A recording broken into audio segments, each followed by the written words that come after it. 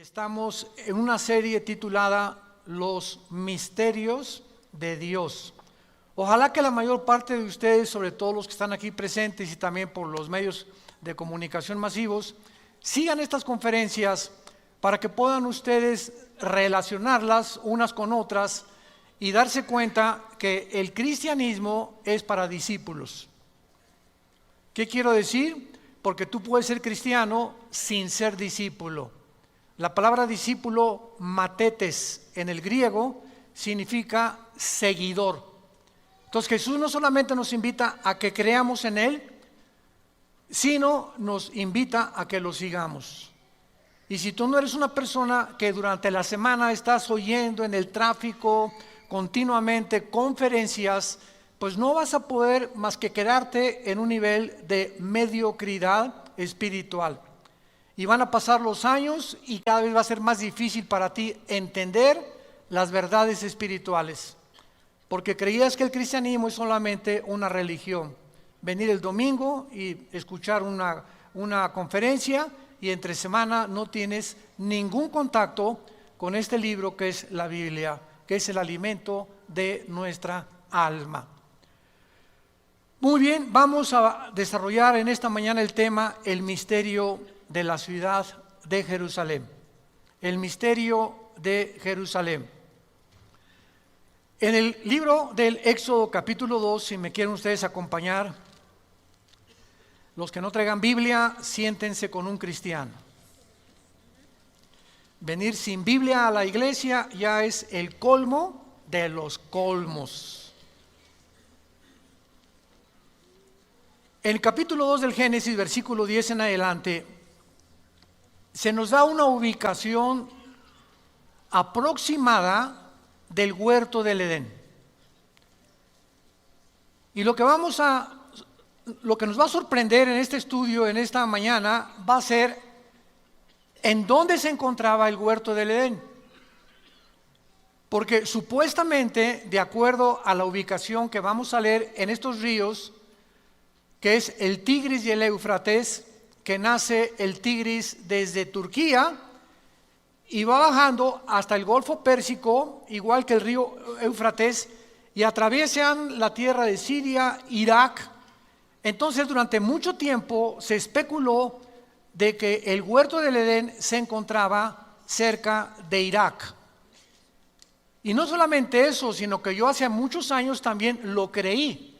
Porque aquí claramente dice el capítulo 2 del Génesis, versículo 10, salía de Edén, pero acuérdense una cosa, el Edén era toda el área geográfica.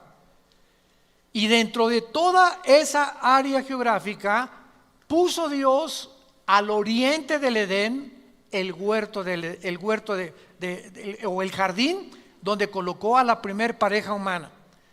Entonces, cuando hablamos de que Adán y Eva crecieron en el Edén, nos equivocamos, porque Dios crea a Adán, síganme con cuidado, fuera del huerto. Y ya que Dios creó a Adán, lo coloca dentro del huerto, o el paraíso o el jardín.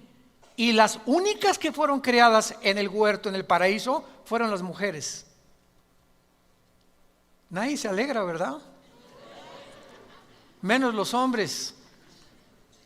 Vean antes en el capítulo 2 del Génesis, versículo 8, y Jehová Dios, vamos a ver, Jehová Dios plantó un huerto en Edén.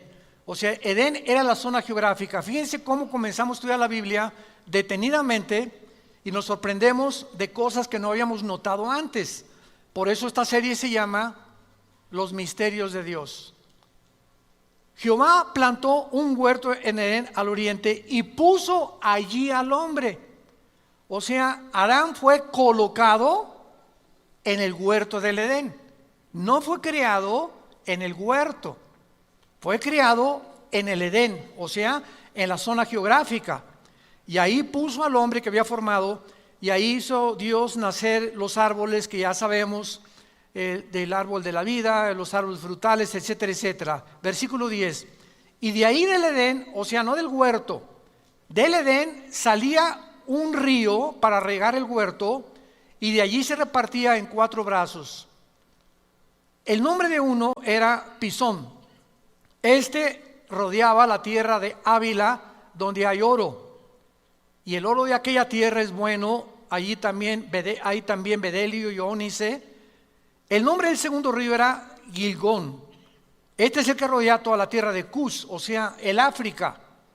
Y el nombre del tercer río Hidekel, que este es el río Tigris. Este es el que va al oriente de Asiria, y el cuarto río es el Éufrates. Entonces, cuando vemos un mapa actualmente de toda la zona del Medio Oriente, nos damos cuenta que el río Tigris y el Éufrates cruzan por Siria e Irak y desembocan casi en el Golfo Pérsico, e Israel está un poco atrás. Pero recordemos algo, cuando vino el diluvio universal, cambió completamente la geografía del Medio Oriente. Muchos creen que el río que no tiene nombre aquí era el río Nilo, que está en Egipto al sur de Israel. Entonces, cuando vemos todas estas cosas, podemos nosotros ya armar nuestro rompecabezas, porque la suma de la Biblia es la verdad. Tenemos que tomar aquí y tenemos que tomar allá para poder realmente descubrir los misterios que están aquí escondidos. Vayamos rápidamente para comprobar esto al libro de Deuteronomio capítulo 32. Deuteronomio 32. Y veamos nosotros en el versículo 8 que la Biblia nos muestra cuando el Altísimo hizo heredar a las naciones. En otras palabras, aquí en este pasaje Dios nos muestra que la conformación geopolítica y geográfica del mundo, Él la dividió. Se cree, ¿verdad? Y está comprobado que los 5 continentes que hay ahorita era un solo bloque de tierra. Y Europa se desprendió de América, África se desprendió también, Australia también. Entonces nos damos cuenta que antes todo estaba pegado, pero vino un cataclismo como el diluvio, que comenzó a separar los continentes, y esto está demostrado paleontológica y arqueológicamente y antropológicamente también. Y dice aquí la Biblia que Dios hizo heredar las naciones, o sea, Dios le dio a los españoles, ustedes van a ser españoles, italianos, etcétera, etcétera, y vino la división completa del mundo cuando hizo dividir a los hijos de los hombres y estableció los límites de los pueblos según el número de los hijos de Israel. Dios reparte el globo terráqueo y Él organiza la geografía del globo terráqueo poniendo en medio a la nación de Israel, al puntito insignificante que ocupa Israel, que no es más grande que el mismo estado de Nueva Jersey en Estados Unidos. Si tú ves un mapa geográfico, Israel casi ni siquiera se puede distinguir, junto a Egipto, junto a Siria, junto a Jordania, Irán, etcétera, etcétera. Ahora, veamos esto en Ezequiel capítulo 5, esta verdad, que Israel es el centro del mundo entero. Y vamos a ir desarrollando esto poco a poco, y les repito, nos va a sorprender. Dice Ezequiel 5, versículo 5. Así ha dicho Jehová el Señor, esta es Yehú Shalom. Yehú, ciudad, Shalom, la paz. La palabra Jerusalén, Yehú Shalom, significa la ciudad de la paz. La puse en medio de las naciones y de la tierra alrededor de ella. Esta palabra en medio es la palabra Tawej, que significa ombligo. La puse como el ombligo de las naciones. Y esto es muy interesante porque nos damos cuenta que antes de que nosotros saliéramos a este medio ambiente en el cual vivimos, que es el mundo, estuvimos unidos en el vientre de nuestra madre, porque aquí no hay nadie que no haya tenido una mamá, todos venimos de una mujer, Y ahí el cordón umbilical era el medio a través del cual la madre, a través de la placenta, nutría o nos nutría, ¿verdad?, al feto con todas las cosas que necesitamos recibir. Y al salir de nosotros, al salir del vientre de nuestra madre, del mundo donde nos encontramos, ahí estuvimos 9 meses nadando. No respirábamos el aire que estamos respirando ahorita, sino que a través del cordón umbilical nos proporcionaba el oxígeno a nuestra mamá. Y al salir a este medio en el cual nosotros vivimos, ¿qué fue lo que pasó? Viene el pediatra, ¿verdad?, o los médicos, y nos cortan lo que nos conectaba a la antigua vida para integrarnos a la nueva vida. Porque ya ahora no dependeríamos del vientre de la mamá, nos incorporaríamos al mundo en el cual tú y yo vivimos actualmente. Pero nos damos cuenta que el centro del cuerpo humano es el ombligo, porque de ahí salimos. Entonces, esta es la razón por la cual en el hebreo Tahuej, dice Dios, Jerusalén es el ombligo de la tierra.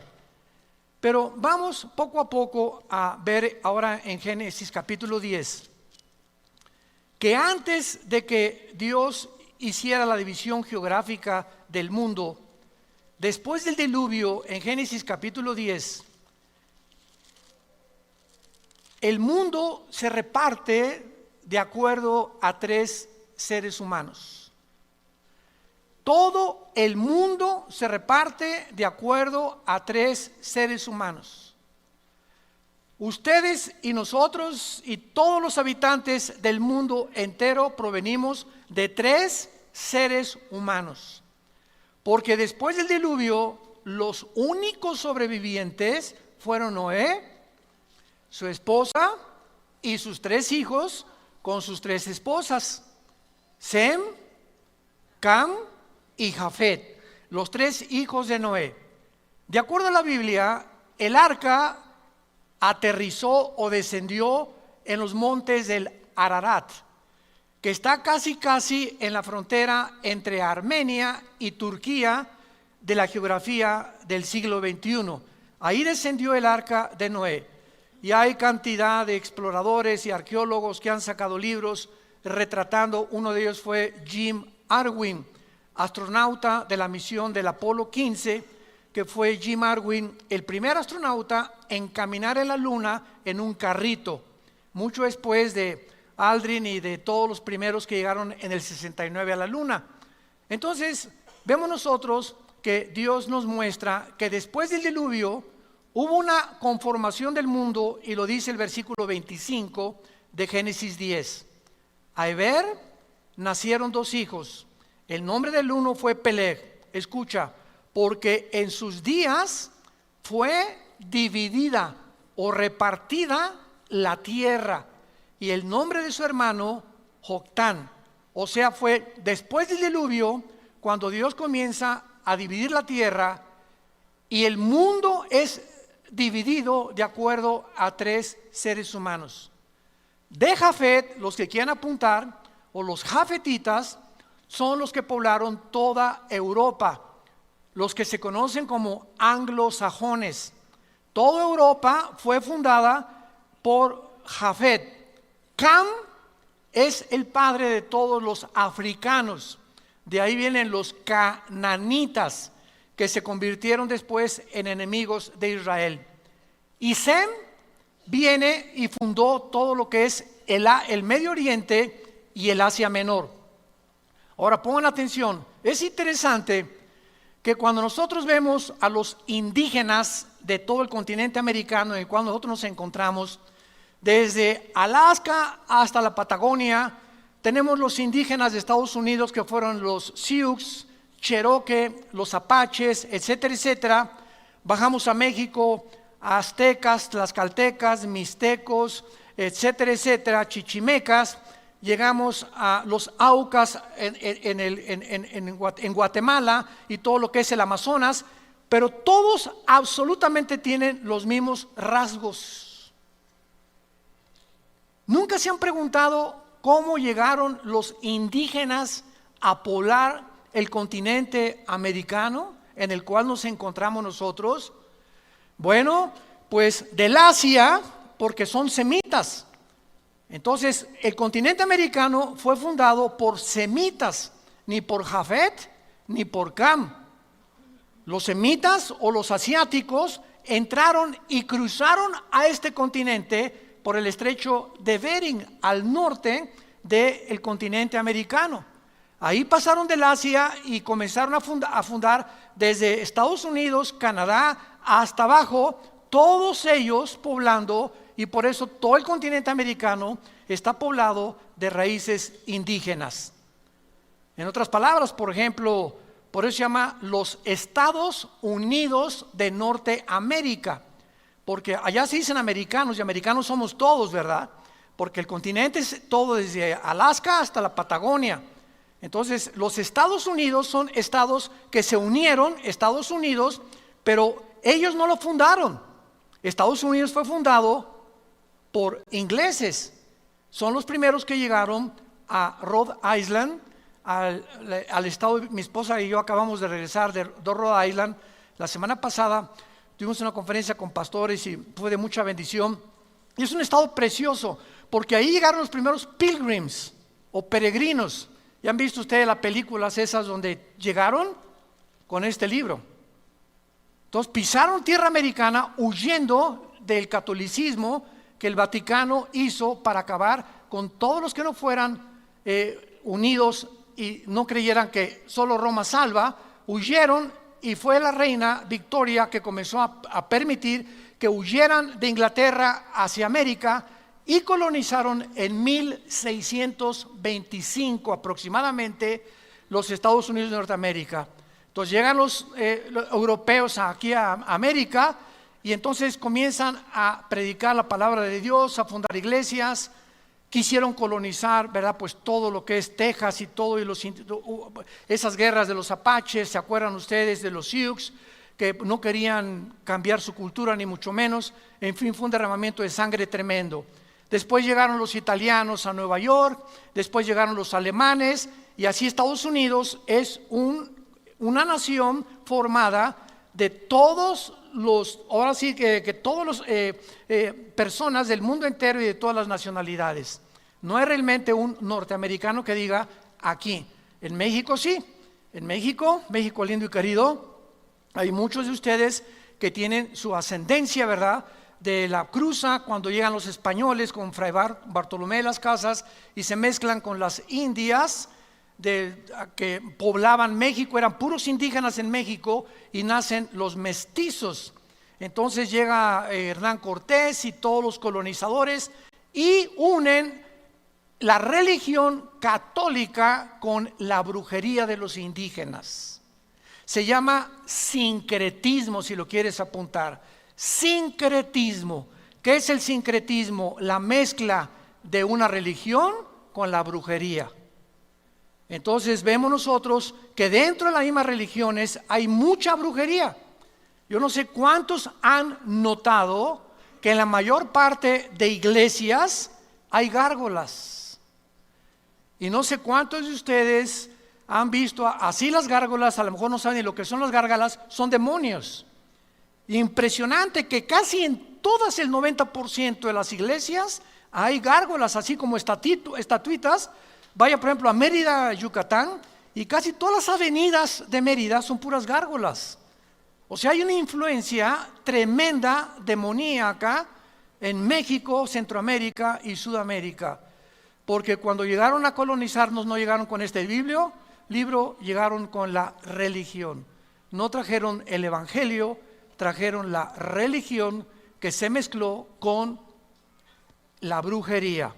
Muy bien, abandonando este desarrollo que estamos haciendo de la colonización y de dónde provenimos nosotros, nuestro punto principal es el siguiente. Realmente el huerto del Edén se encontraba en lo que es ahora la ciudad de Jerusalén. ¿Es posible que Jerusalén, siendo el centro en el cual Dios puso a las naciones del mundo, y siendo el huerto del Edén donde Dios coloca al ser humano y donde se encuentra el monte de Sión. ¿Saben por qué se llama Jerusalén el monte de Sión? Gracias a David. Porque Jerusalén está en un monte, también le llaman el monte del templo. ¿Y saben ustedes dónde se encontraba? Virgen de qué llamamos ahorita, de la Macarena. ¿Dónde se encontraba el huerto del Edén? Exactamente, vamos ahorita a verlo, donde se encuentra ahorita la mezquita de Omar, el domo de la roca. Cuando vas a Jerusalén hay un domo impresionante dorado, y ese domo es una mezquita musulmana.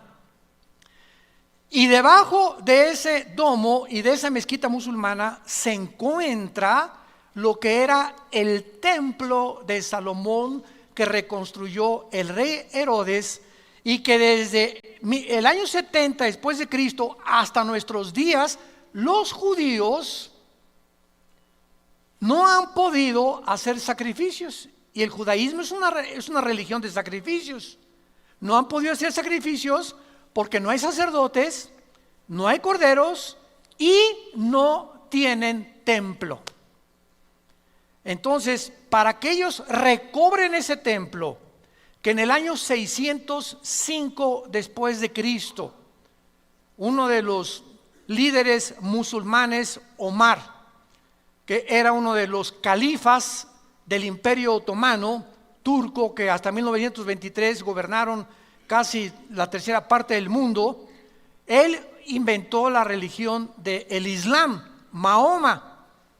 Y entonces construyeron a donde estaba el templo judío, como ya no había judíos, y los dispersaron por la maldición que cayó sobre ellos, construyeron la mezquita de Omar o la cúpula de la roca, y ahí se encuentra debajo el templo judío. Y es interesante, ahora que vayamos el año que entra, los que nos van a acompañar en junio, vamos a Israel del año que entra, es interesante que en la parte occidental del domo de la roca o de la mezquita de Omar, en árabe está escrito estas palabras: la roca del templo del huerto del Edén. Los mismos musulmanes escribieron esto: la roca del templo, el huerto del Edén. Y la puerta norte de la mezquita se llama la puerta del paraíso del Edén, Ba-ej-Jina en el árabe.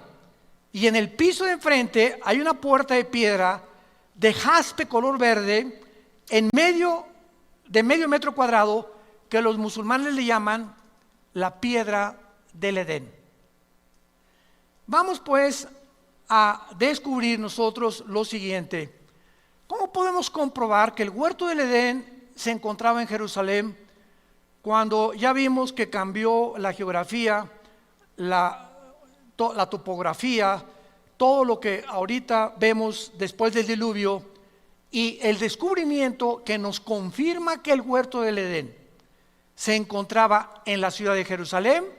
Es que a Jerusalén se le llama el monte de Sión o el monte del templo, y es ahí donde fue creado Lucifer.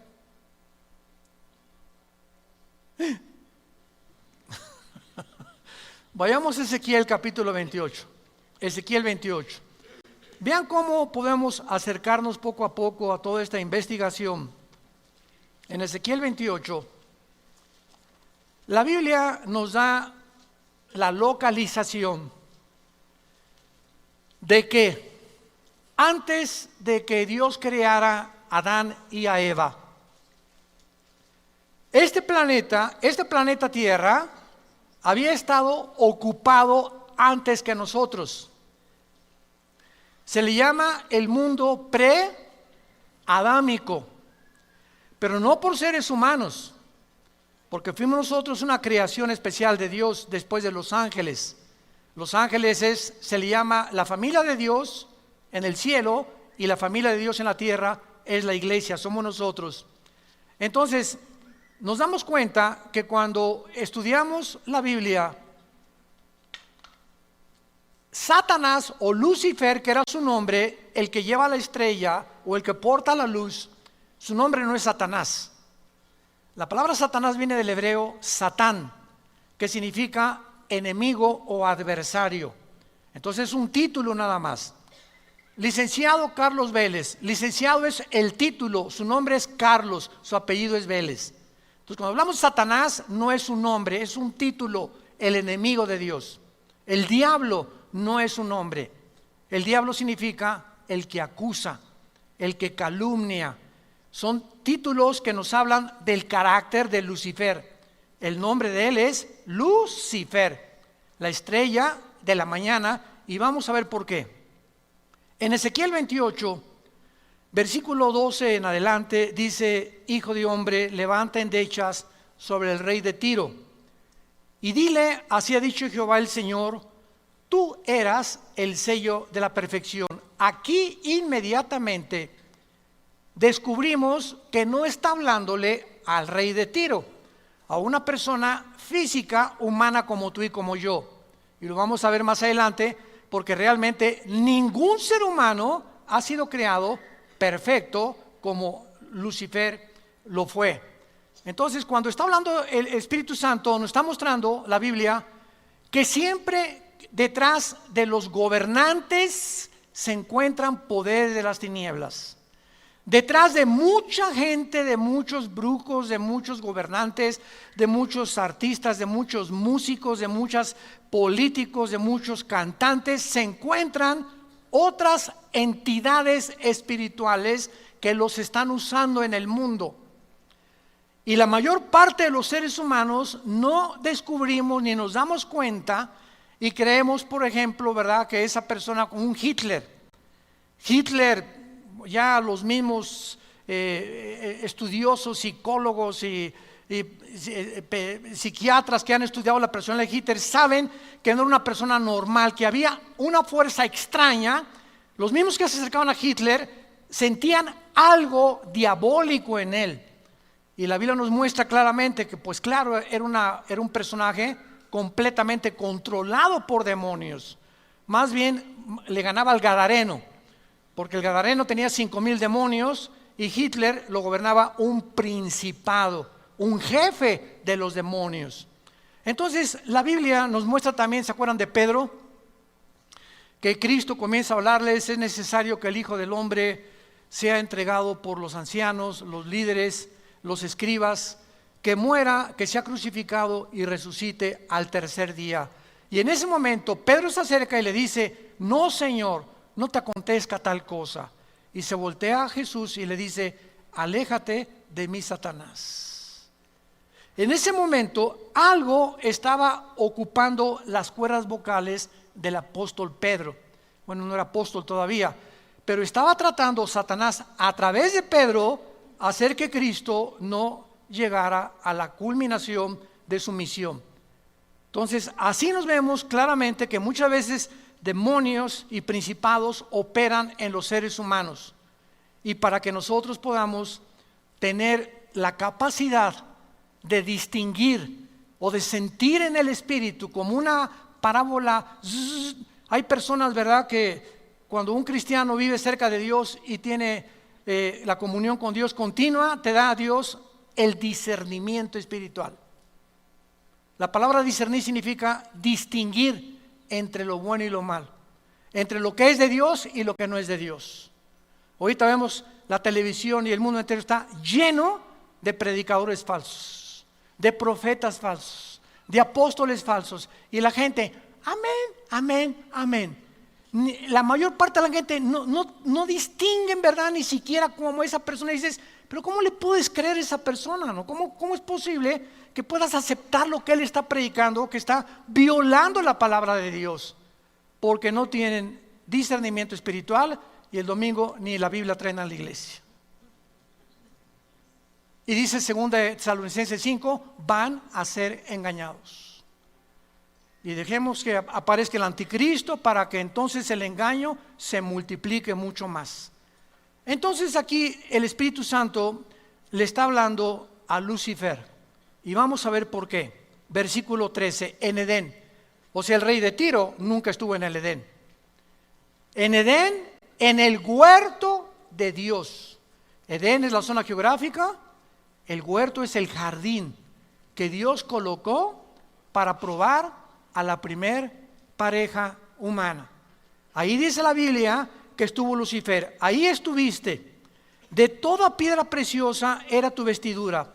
La palabra merucá en el hebreo, vestidura, no es ropa, es cabañas o lugares de habitar.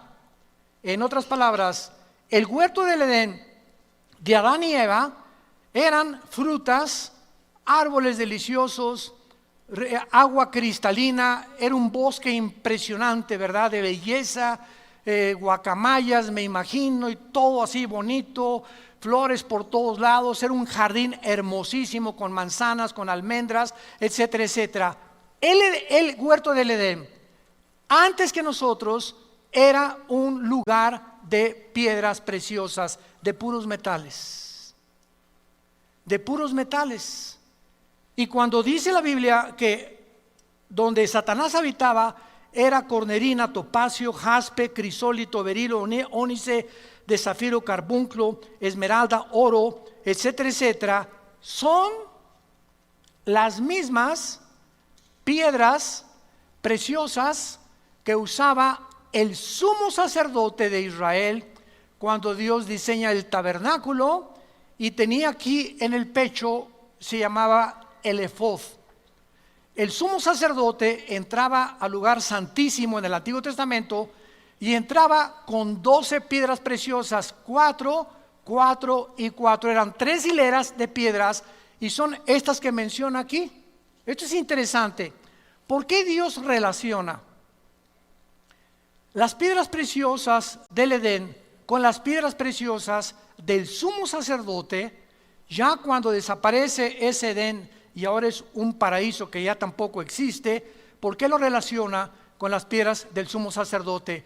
Esto nos habla que Lucifer fungía y tenía el oficio del sumo sacerdote en el cielo.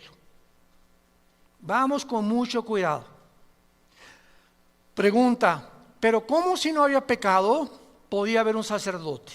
Porque la palabra erios en el griego, sacerdote, significa el que intercede por otra persona. Es lo que significa la palabra sacerdote. Y ahora ya no tenemos nosotros a ningún sacerdote. Ahora nosotros somos sacerdotes cuando recibimos a Cristo, porque ahora yo puedo orar por mis hijos, puedes orar por otra persona ante Dios sin el intermediario de ninguna otra persona. Ya en la cruz a nuestros días, ya no tengo que venir con una persona y decirle, por favor, le voy a decir mis pecados, me confieso y me perdona, pues récese 20 Aves Marías o 5 Padres Nuestros y usted es perdonado. Y eso ya no existe. Ahora nuestro sumo sacerdote es Jesucristo. Y Él es el que está intercediendo por nosotros. Ya no hay necesidad de intermediarios humanos, porque no hay más que un mediador entre Dios y los hombres, Jesucristo hombre. 1 Timoteo capítulo 2. Muy bien. Entonces, esta era la habitación de Lucifer. Y a lo que vamos es que ahí en el lugar del Edén se encontraba lo que se llama el monte de Sión.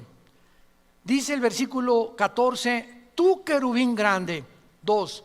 Lucifer no era un ángel. No es un ángel caído. Lucifer era un querubín. Los querubines son el rango más elevado de todos los demás criaturas que Dios creó. Por favor, síganme. Los querubines es una especie, entidades espirituales completamente diferentes. Unos tienen alas, otros tienen 4 alas, otros no tienen alas. Abajo de los querubines están los serafines.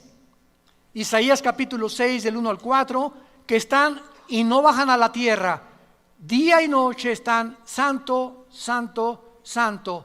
Kadosh, Kadosh, Kadosh es el nombre de Dios, el Santo de Israel. Y los ángeles es otro rango de criaturas que Dios creó para mandarlos a este mundo. La palabra malak en el hebreo y angelos en el griego significa mensajero. Entonces la palabra ángel significa mensajeros. Los querubines no son mensajeros, ni tampoco los querubines, ni los serafines. Todos los ángeles son mensajeros, como Gabriel, que es el correo de Dios, el que se le apareció a Daniel en Daniel 10, el que le dijo a María, María, el Espíritu Santo te cubrirá y el santo ser que está formado aquí en tu vientre no es la obra de José. Él no va a poner el cromosoma Y, que es el que determina el género masculino, sino que el Espíritu Santo producirá, así como creó a Adán y Eva, y de la nada le puso los cromosomas y la genética y el ADN de la nada, así a María de la nada Dios creó el cromosoma Y para que fuera formado en la fertilización con el óvulo de María el cuerpo de Jesucristo en su vientre. Entonces, esto es muy importante para que nosotros podamos distinguir claramente las clases y los rangos de criaturas que la Biblia menciona. Ahora, muy bien, tú querubín grande protector, ¿protector? ¿Qué acaso antes de que, porque aquí todavía no caía, más adelante ya sale su caída, ¿de qué protegía querubín? ¿Por qué ejercía las funciones del sacerdote del Nuevo Testamento? Simplemente porque cuando Dios creó a los ángeles y a los querubines y a los serafines, Dios los creó con la misma capacidad que nos creó a nosotros, con la capacidad de que ellos pudieran algún día hacer una elección entre el bien y entre el mal. Oiga, pero si el mal no existía, no existía, porque cuando Adán y Eva fueron creados con la naturaleza pecaminosa. No, ¿verdad? Adán y Eva no fueron creados con pecado, no había una naturaleza pecaminosa, y estando una naturaleza sin pecado, pecaron. Esos mis teólogos ¿no se han empachado? Bueno, seguimos. Cristo, cuando fue también formado en el vientre de María, nació sin una naturaleza pecaminosa. Así fueron creados los ángeles también, porque Dios no es el creador del pecado. Pero los ángeles tenían la opción, como la tuvo María, como la tuvo Jesucristo, de haber escogido resistir la tentación o rechazar la tentación. El único que la venció fue Jesucristo. Pero los ángeles tuvieron la oportunidad.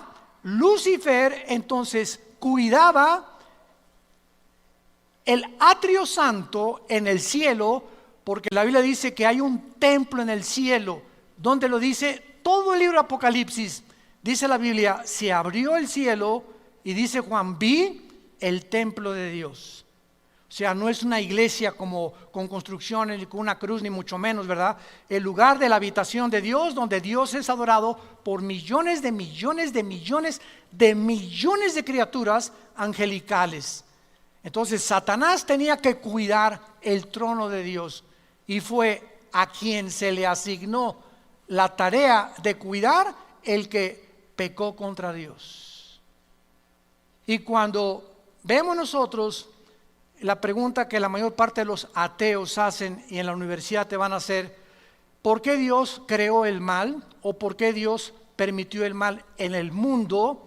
Ellos, los ateos, no tienen respuesta. ¿Por qué creen que nos preguntan a nosotros? Porque el cristianismo es el único sistema de pensamiento que ofrece estas respuestas. Nunca le van a preguntar a un musulmán, nunca le van a preguntar a un hindú el origen del mal, ni el origen del hombre, ni el origen de las lenguas, ni de las naciones, ni de los gobiernos, porque todo esto se encuentra en la Biblia nada más. En ningún otro libro sagrado, ni en el Ramayana, ni en los Vedas, ni en el Tripitaka de Buda, etcétera, etcétera, ni en el Corán de los musulmanes, se encuentran respuestas a las grandes incógnitas de la raza humana, más que en las Sagradas Escrituras. Y esta es la razón por la cual es el sistema de pensamiento más atacado, más controvertido y más odiado del mundo. No, la Biblia fue hecha por hombres.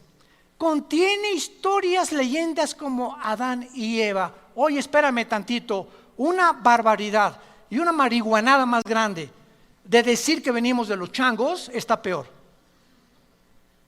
Se necesita mucho más fe para creer que realmente somos el resultado de un accidente, a creer que somos el resultado de un Dios inteligente que tuvo comunión con nosotros y que anhela tener comunión con nosotros, y que después de la muerte tendremos un juicio porque somos agentes morales responsables.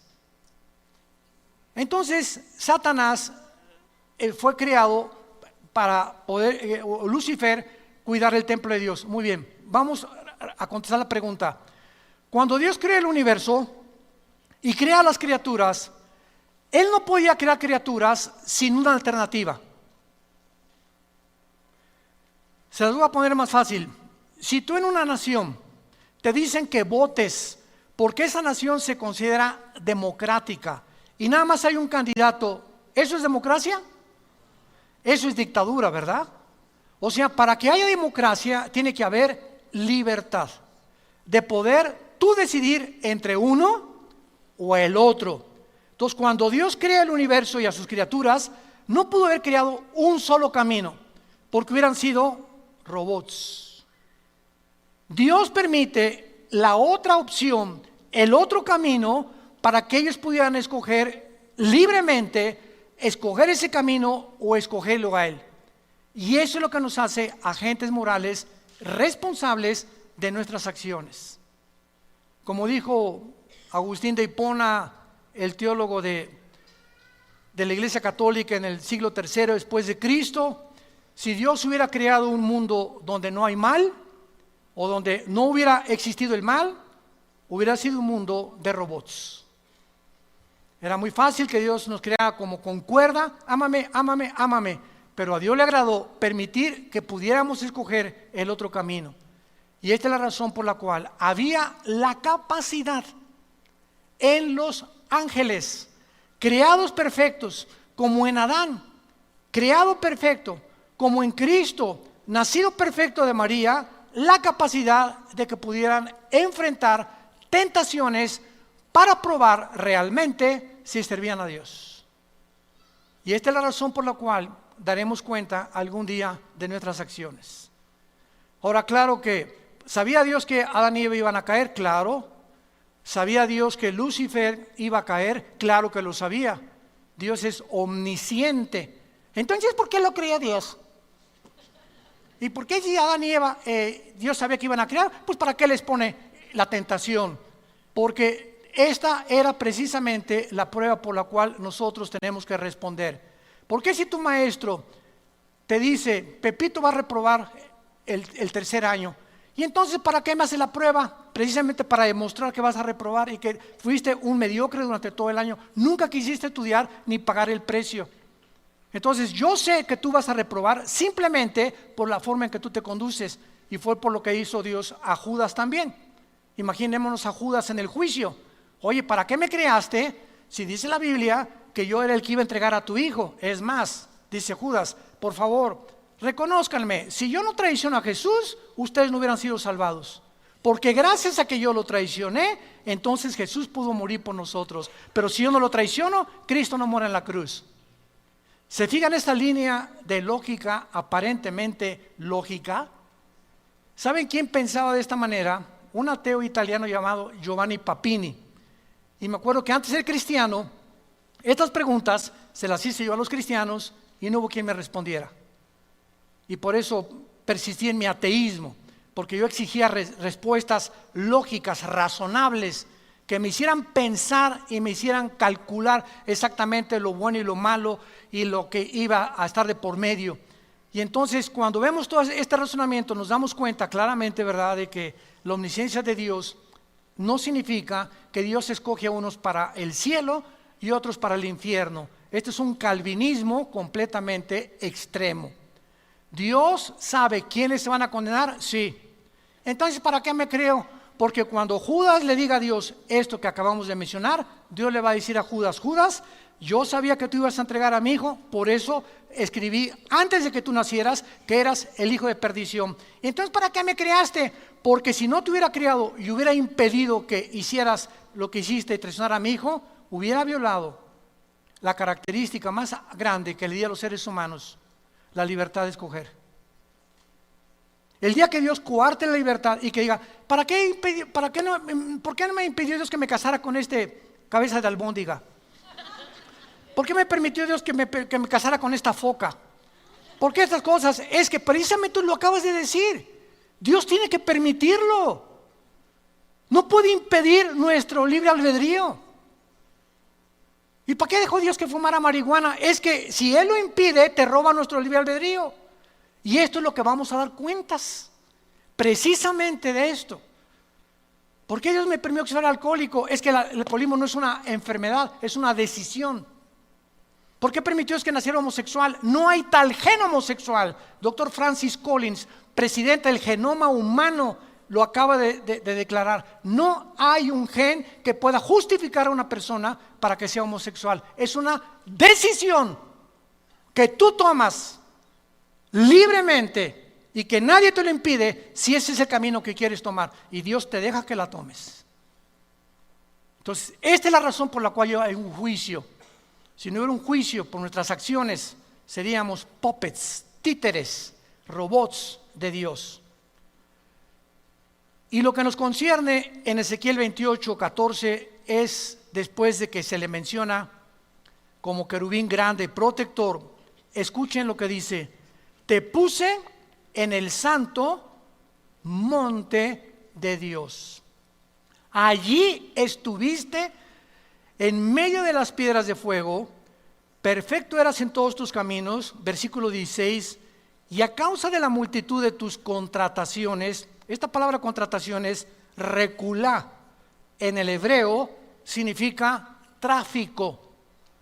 Tráfico, a causa de algo que Él traficó en el cielo, fuiste lleno de iniquidad, versículo 18, con la multitud de tus maldades y con la iniquidad de tus contrataciones, profanaste, apunta la palabra hebrea, chalal, C-H-A-L-A-L, como suena, chalal, que significa prostituir o traficar sexualmente. Te prostituiste. Un tipo de tráfico entre los ángeles. Y profanaste tu santuario. O sea, te saliste del orden en el cual yo te había creado. Y por alguna razón misteriosa, la tercera parte de los ángeles se fueron con él. Dejaron el cielo y se fueron con él. Fueron creados en la tierra, subían al cielo y bajaban al cielo, y todavía Satanás tiene acceso al cielo, pero dice la Biblia, te arrojaré en la tierra, y aquí fue el lugar donde Dios decidió que Lucifer creciera. Y la paleontología, la antropología, la arqueología nos dan testimonio, señores científicos que nos escuchan, de que construcciones como las pirámides de Egipto, de Giza, las de Stonehenge en Inglaterra, los mayas, ¿quién les dio a estas personas humanas hace 4, 5, 6 mil años el conocimiento, sin calculadoras, sin telescopios, sin ningún aparato moderno que tenemos, para poder haber hecho esas pirámides que a través de 4,000 años, el sistema de impermeabilización que tienen, ni siquiera el medio ambiente, ni la erosión del viento, ni la lluvia ha podido penetrar y cargar esas piedras humanamente de 12, 15 toneladas, las de Machu Picchu en Perú? Entonces, Discovery Channel, National Geographic, los extraterrestres. Fuimos visitados por extraterrestres, y es más, hasta tenían las escafandras, como etcétera, etcétera, porque ahí están pintados por todos lados. Y venimos a la Biblia. Esto fue la razón por la cual escribí el libro que acabo de escribir, La invasión de los ángeles caídos. Se los recomiendo, ahí explico todo claramente.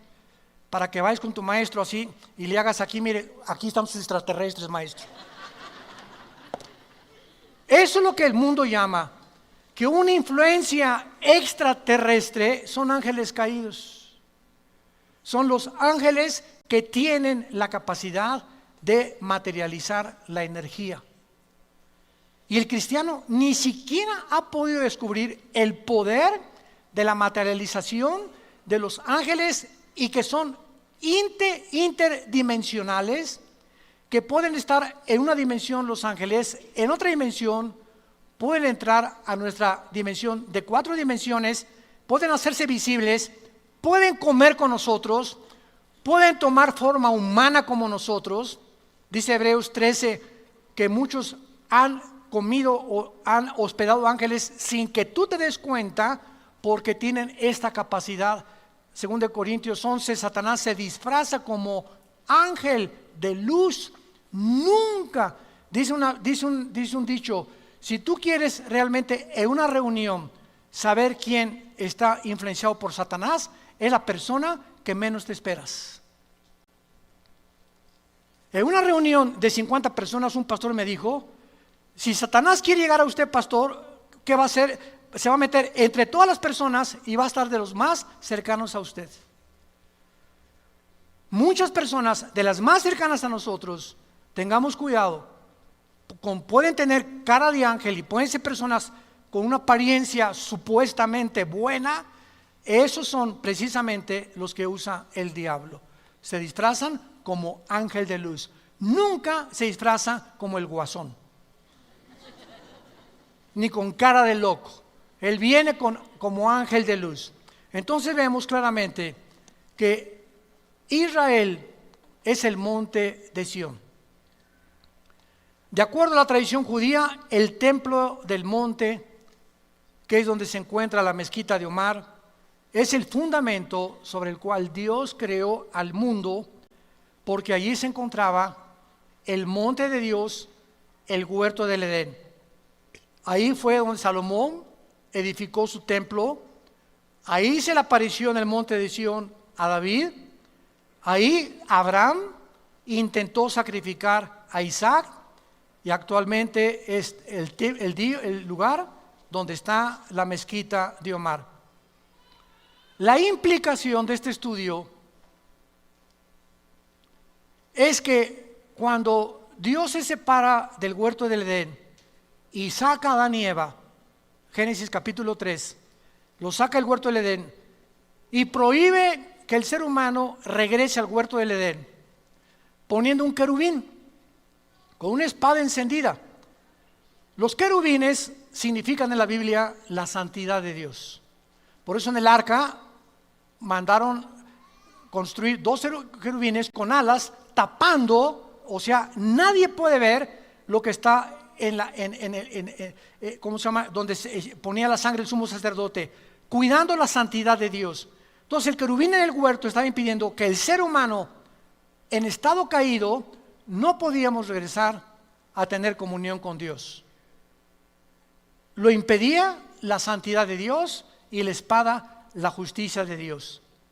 Esta santidad de Dios y esta justicia de Dios, ninguno de nosotros podía cumplirla, porque somos seres imperfectos y caídos.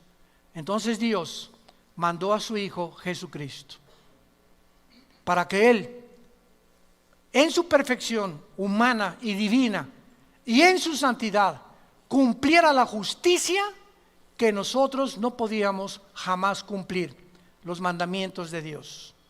Entonces Cristo muere en la cruz y nos dice: Armando, si tú crees lo que yo estoy haciendo por ti, yo te imputo mi justicia.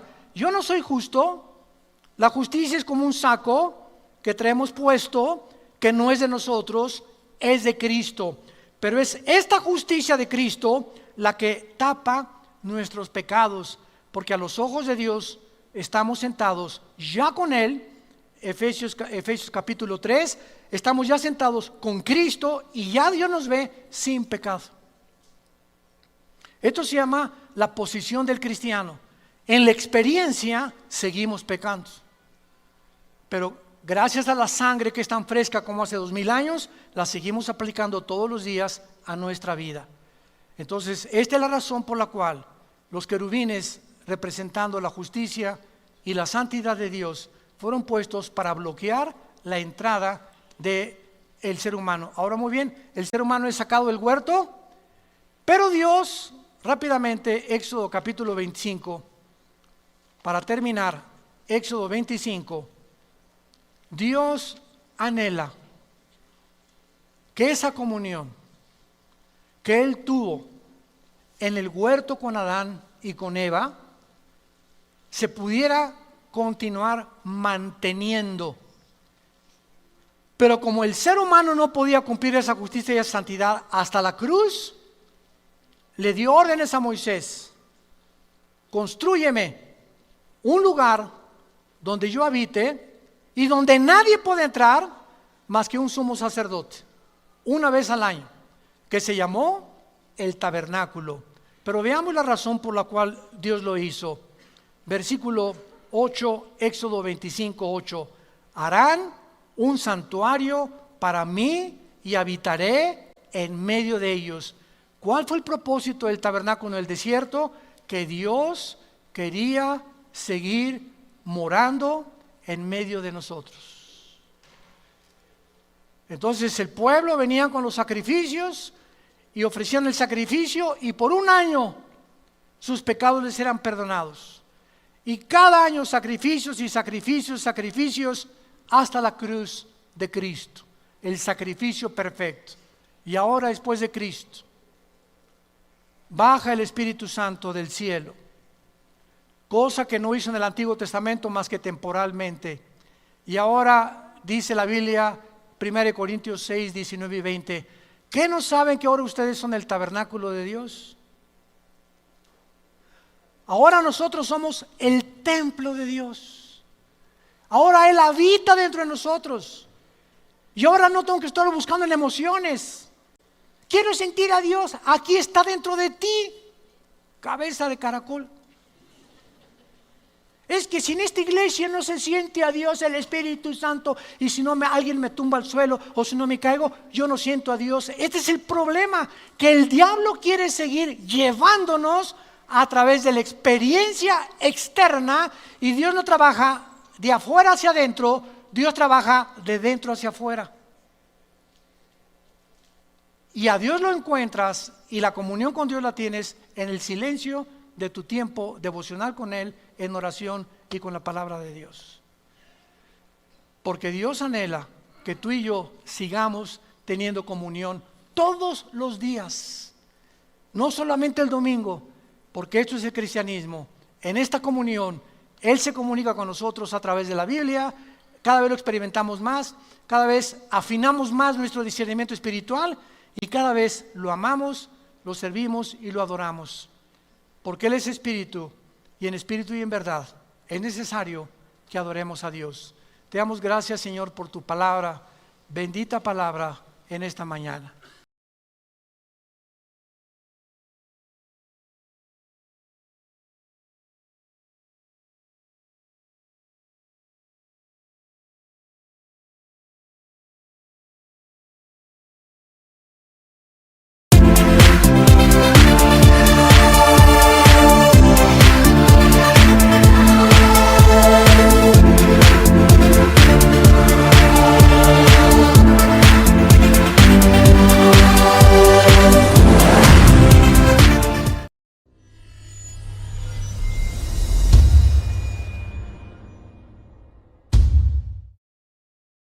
La negación de la maldad.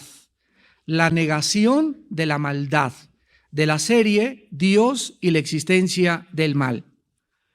Cuando nosotros observamos el mundo a nuestro alrededor y podemos deducir inmediatamente que hay una creación inteligente y existe un diseño inteligente, forzosamente tiene que haber detrás del diseño y de la creación un creador o un diseñador inteligente. Y la única manera de poder vivir una vida racional, una vida saludable, es reconocer la naturaleza de que las leyes que están a nuestro alrededor son reales y que nosotros debemos someternos a estas leyes para que podamos nosotros verdaderamente vivir, repito, una vida racional, una vida equilibrada, principalmente en el área de nuestras emociones. ¿Qué les quiero decir? Si hay un diseñador inteligente detrás de todo lo que existe, nos damos cuenta que hay leyes físicas. Una de las principales es la ley de la gravedad. Violar la ley de la gravedad sería trágico, y ya sea que tú estés enterado o que no estés enterado que esta ley es permanente y actúa a las 24 horas, tú vas caminando por una barranca y pisas en falso y te matas. ¿Por qué? Porque la ley de la gravedad tuvo la operación cuando todo lo que pesa más que el aire es atraído al centro de la Tierra. De la misma forma que las leyes físicas, escuchen, son la base de toda la investigación científica, o sea, la ciencia no podría existir si no hubiera un orden y un diseño en el universo. Gracias a que hay un orden en el universo, existe la astronomía, existe la física, existe la química, existe la biología, la genética.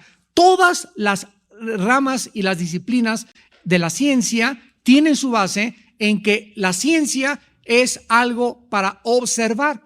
Los científicos tienen que observar los fenómenos, tienen que ver lo que está sucediendo, lo tienen que probar, y esto no sería posible, repito, si no hubiera un orden y no hubiera un diseño en el universo. En el libro de Jeremías capítulo 31, versículo 35 y 36, nos damos cuenta cómo hace casi 2800 años Dios, a través de este profeta, dijo estas palabras. Jeremías 31, 35 y 36.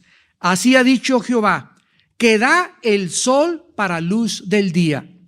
Las leyes de la luna, escuchen, las leyes de la luna y de las estrellas para luz de la noche.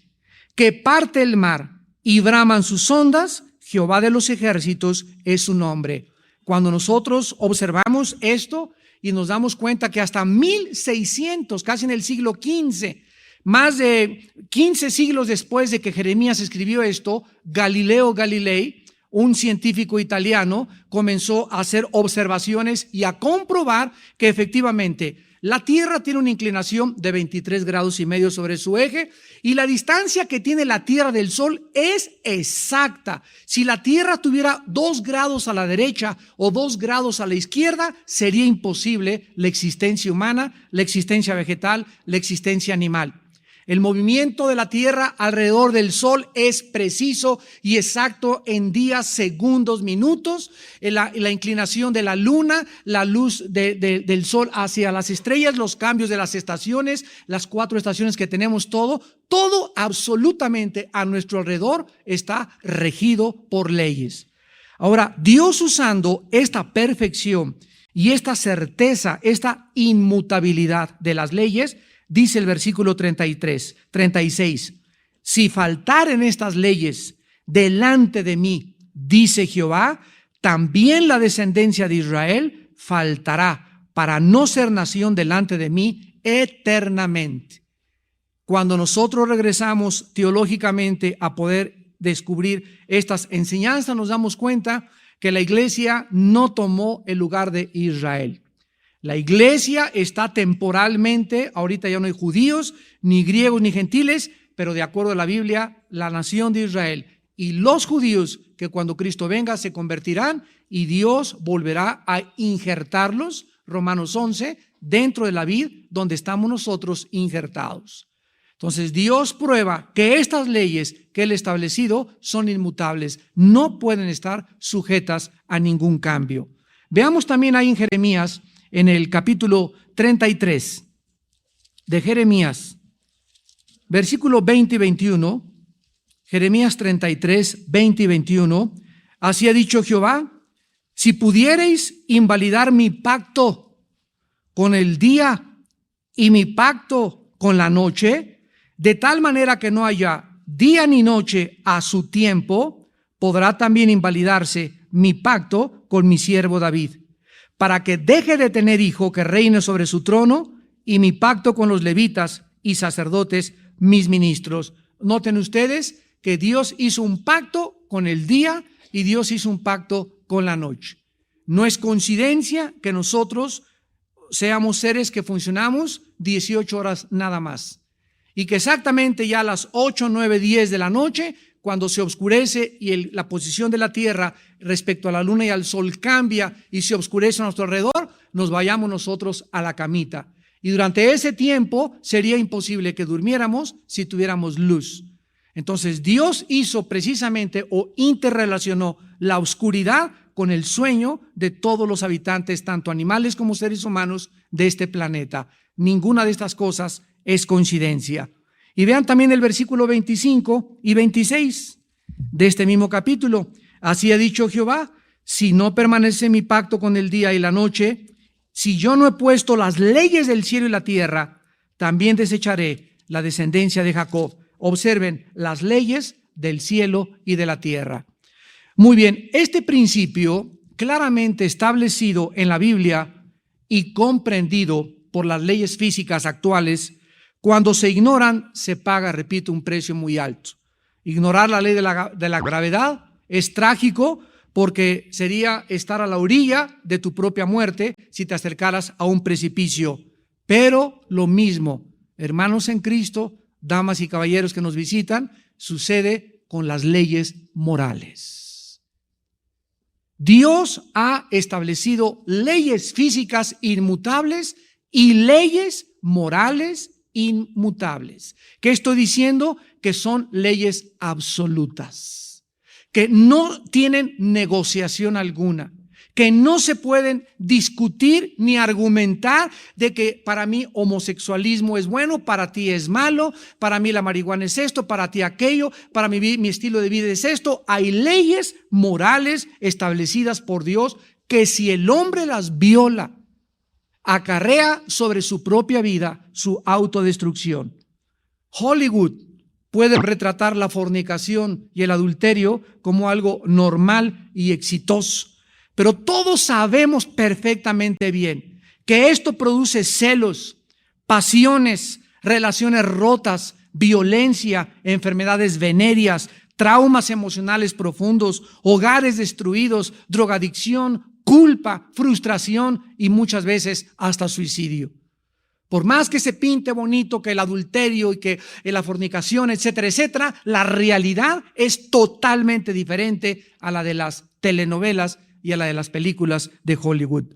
Desafiar las leyes morales de Dios nos puede llevar a juicios muy grandes de Dios. Veamos uno de estos juicios en Romanos capítulo 1.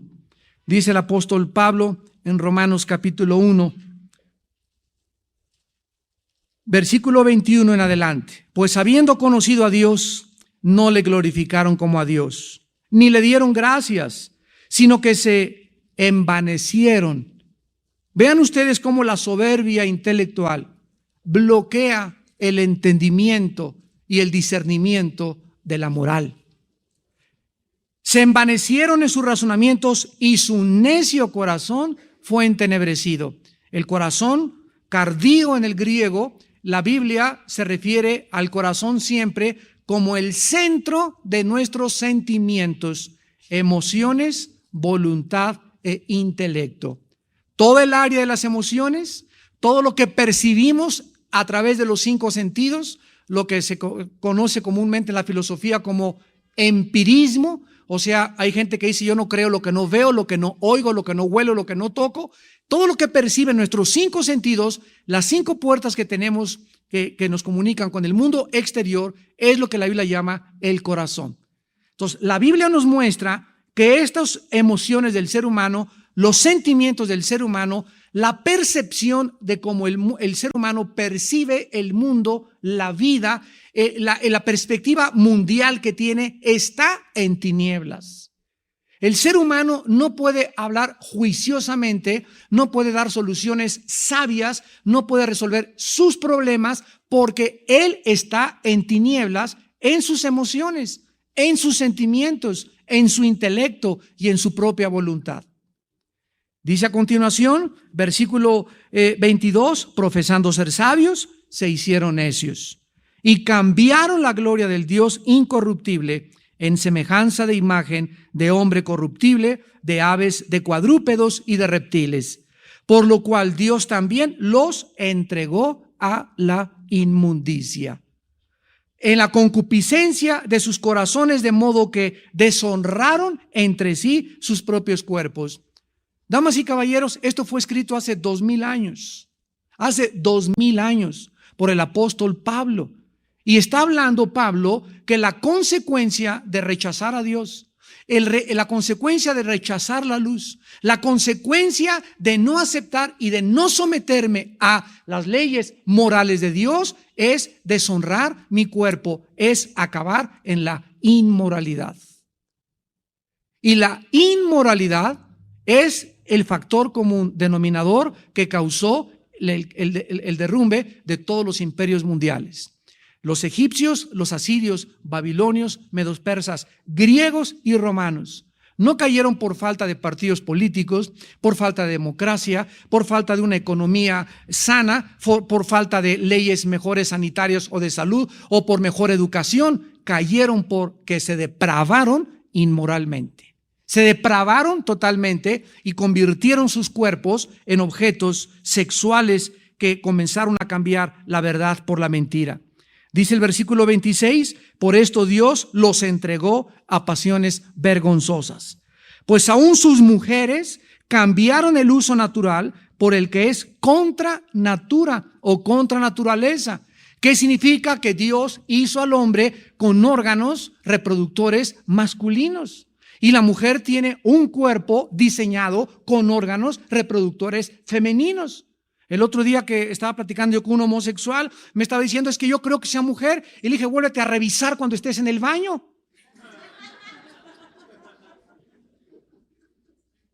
Vuélvete a ver en el espejo si eres mujer o no eres mujer. ¿Qué es lo que tienes ahí? Le digo, entre las piernas. Tú tienes que entender que no eres mujer. Te das cuenta que físicamente eres hombre, pero tu problema no es físico, es mental. Es que tú has aceptado esa conducta. Y este muchacho, sabemos, lo tenemos en la iglesia del norte, está luchando, ¿verdad? Y nosotros estamos para ayudar a ese tipo de personas. Pero siempre vienen ellos infectados, deteriorados en sus mentes. Porque han acabado aceptando una cosa que no es verdad. Es una idea que tenemos que combatir con la palabra de Dios. Y así como ellos, todas las demás personas del mundo, el que menos es trapecista. A otros mormones, otros con los lamas, otros con los gurús, otros budistas, otros maometanos, otros, y dice la Biblia, cada quien se fue por su camino, como ovejas perdidas, cada quien anda en caminos perdidos, todos en caminos diferentes, y todos, ¿por qué están en esos caminos? Porque tienen ideas equivocadas de la vida. Y de eso precisamente se trata en esta noche nuestro estudio. Esta comprensión, escucha y apúntalo, esta comprensión de las leyes morales de la vida, la Biblia le llama sabiduría. La comprensión de las leyes morales, la Biblia le llama sabiduría. ¿Quién es una persona sabia? De acuerdo a Dios en la Biblia.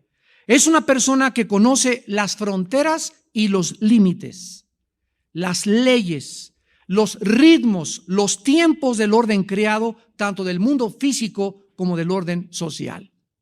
Es una persona que sabe, estoy casado, no me puedo hacer el tonto de creer, aceptar la ilusión, la falacia, la utopía que voy a ser feliz con otra mujer. Es una persona que sabe hasta dónde puede llegar. Esto es mentira, no puedo comenzar a recrearme en una idea que no es verdad, porque la Biblia dice, Proverbios 6:32, el que comete adulterio es falto de entendimiento. Corrompe su alma el que tal hace, heridas y vergüenza hallará. Es una persona que sabe perfectamente bien que no puede hacer eso, que no puede tomarse más que una cerveza porque si toma dos va a perder. Se puede tomar una copa de vino con la comida, no puede tomarse dos porque ya está jugando con las cosas que Dios prohíbe. Es una persona que sabe que si ve una película pornográfica va a abrirle la jaula al animal que trae dentro, por lo tanto no voy a ver eso, cierro mis ojos, no quiero ver a esa mujer, sabe perfectamente bien hasta dónde puede llegar. Esa persona en la Biblia se le califica como sabia. Esa es la sabiduría, el saber perfectamente bien, el comprender que no me puedo hacer tonto. La Biblia dice, Dios no puede ser burlado. Mientras más le digas no al pecado, más creces en sabiduría. Vean ustedes lo que dice Salomón, el hombre más sabio que existió, en Proverbios capítulo 14, versículo 16. El sabio teme y se aparta del mal. Ahí está. El sabio teme y se aparta del mal.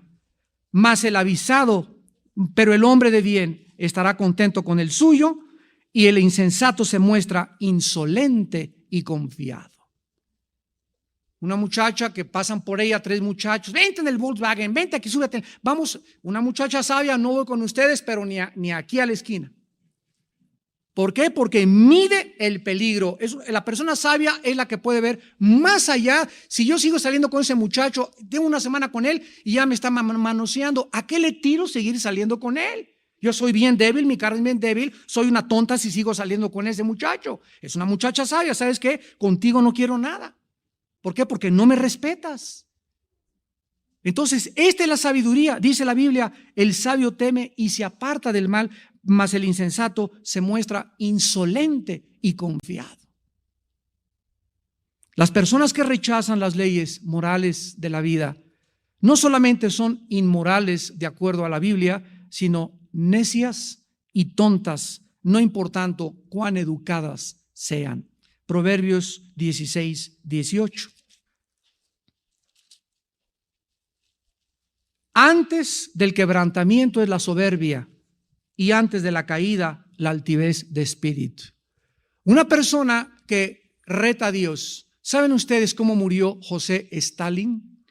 El más grande dictador de Rusia que mató a más de 40 millones de personas.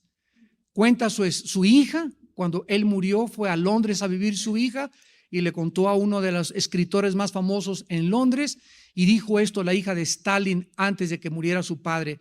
Mi padre estaba agonizando, lo más probable es que murió de una enfermedad venérea y antes de morir, segundos antes de morir, se levantó de la cama, se sentó y levantó el puño contra Dios y cayó muerto instantáneamente. Hasta el último día de su vida retó al cielo. Antes del quebrantamiento de la soberbia. Las personas que retan a Dios, que desafían a Dios, que creen que pueden hacer nada sin tomar en cuenta sus leyes morales, que creen que pueden violar las leyes como la de la gravedad, se van a estrellar en la vida tarde o temprano. Te vas a autodestruir tarde o temprano, porque son leyes, repito, que son inmutables, inquebrantables, inexorables, que son establecidas para nuestra propia felicidad. Dice el versículo 22 de Proverbios 16, manantial de vida es el entendimiento al que lo posee, mas la erudición de los necios es necedad.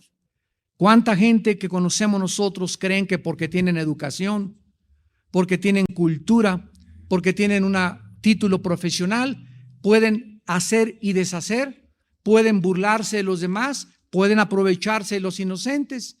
¿Cuántas personas en el gobierno aquí en México toman un puesto político o tienen un puesto ejecutivo o lo nombran jefe de la policía o diputado y en ese momento comienzan a usar todo lo que ellos tienen para su propio interés, para su propio beneficio, para pervertir el camino, inclusive llegan al asesinato para poder obtener sus fines, que es llegar a la cima de la política? ¿Cuántos artistas lo mismo, verdad? ¿Cuántas personas, artistas llegan y tienen colas de niños esperándolas ahí, aprovechan de ellos? Un muchacho como Michael Jackson, lo digo porque es público esto, tenía una fama tremenda hasta que se convirtió en un pederasta, donde él tenía atracción sexual por niños menores de 11, 12 años de edad. Elvis Presley, dice su esposa, con la que se casó en Alemania, la mamá de Priscilla Presley, Elvis tenía antes de morir relaciones con sus guardaespaldas de homosexualidad. El rey del rock and roll. Las ideas tienen consecuencias. Tomar parte activa en el mundo que vivimos requerirá para todos nosotros una comprensión de las ideas que están compitiendo contra la palabra de Dios. Tú tienes que saber cómo piensa el ateo, cómo piensa el escéptico, cómo piensa el budista, cómo piensa el católico, cómo piensa el escéptico, cómo piensa el hedonista, cómo piensa el empirista. Y si no tenemos un concepto ideológico de cómo piensa el mundo, porque todas esas ideas están en competencia contra Dios, porque ninguna de esas ideologías proviene de la Biblia. Y la misión de todos nosotros es combatir esas ideas mediante la predicación de la palabra de Dios. Y todas estas ideas están moldeando millones y millones de seres humanos. Por eso dice en Colosenses capítulo 2, en el Nuevo Testamento, Colosenses capítulo 2, versículo 8, miren que nadie los engañe por medio de filosofías. ¿Qué significa la palabra filosofía para definir el término? Filos, amor, sofos, sabiduría, o amor a los pensamientos o amor al conocimiento. ¿Quién es una persona filósofa? O es cual todos los seres humanos de una u otra forma somos filósofos. Porque el filósofo es la persona que ama sus pensamientos.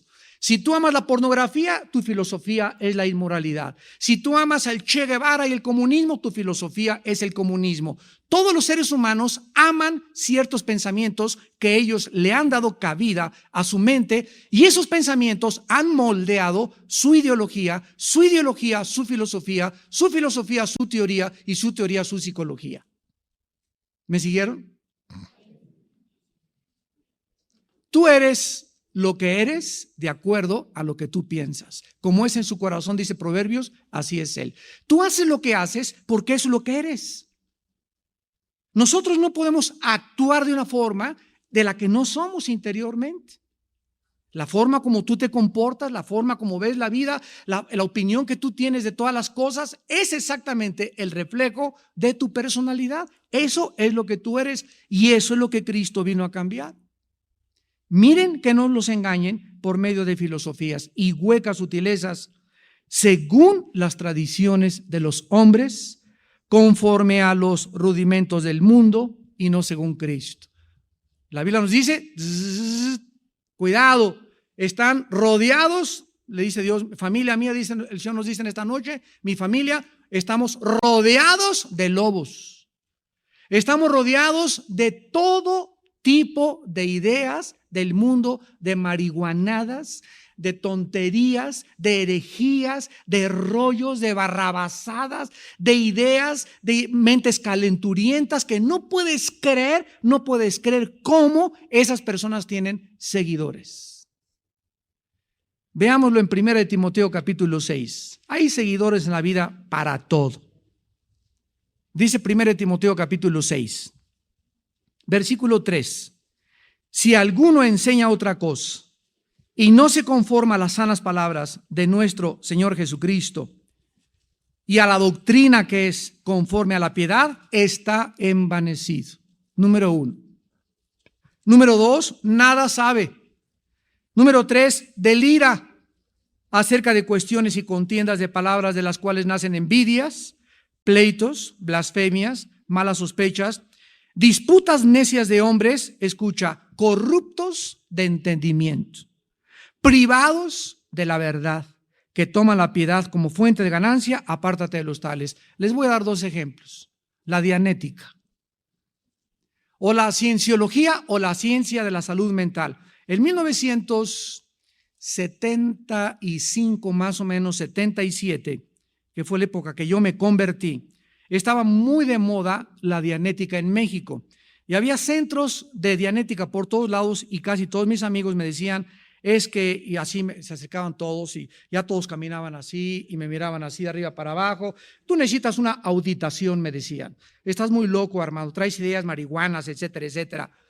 Y cuando me meto, en ese tiempo ya tenía yo bastante conocimiento de la Biblia, y cuando me meto a estudiar, el origen de porque el misionero que me guió a mí a Cristo me enseñó: Armando, cuando quieras combatir una idea, siempre trata de encontrar la raíz de esa idea, de quién salió esa idea. Si quieres estudiar los mormones, la dianética, ve de dónde salió, quién fue el hombre de donde emergió esa idea o esa ideología. Y de ahí vas a partir que el árbol bueno da buen fruto, el árbol malo da malos frutos.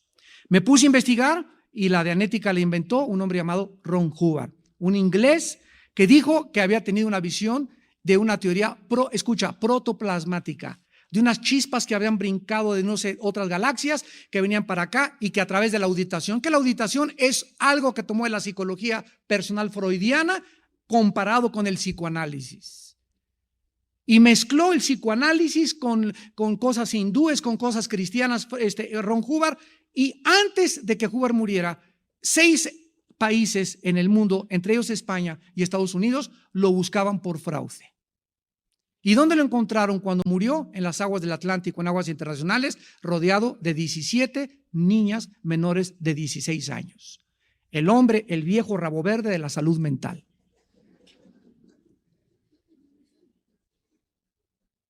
¿De dónde surgieron los mormones? Un hombre llamado José Smith dijo que se le apareció un ángel, Moroni, que fuera a buscar un monte donde iba a encontrar 2 tablas escritas en egipcio cuneiforme, que las tradujera, y de ahí salió el libro del Mormón. Y llegó con su esposa y le dijo: ¿qué crees, vieja? ¿Qué cosa, mi viejito? Pues que fíjate que de aquí en adelante voy a tener a 10 como tú. Y como en ese tiempo en Estados Unidos la Constitución prohibía el tener muchas mujeres o la poligamía, entonces él fue muerto y lo lincharon en la cárcel. ¿Quién fue el origen de eso? Un hombre que tenía multiplicidad de mujeres, un hombre que dijo que tenía visiones, hombres corruptos como Ron Hubbard, y todos nos damos cuenta que cuando investigamos el origen, ninguno se compara a Jesús. Ninguno se compara a Jesús.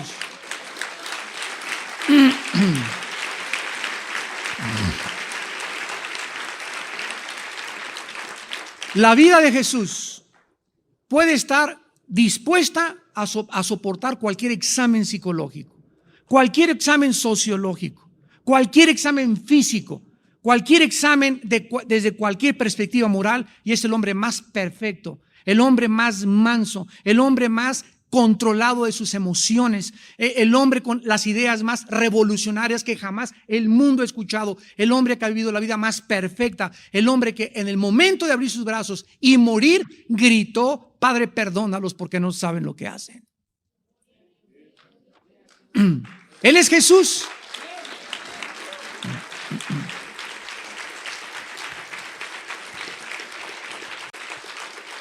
Por esta razón, la Biblia nos enseña a pensar.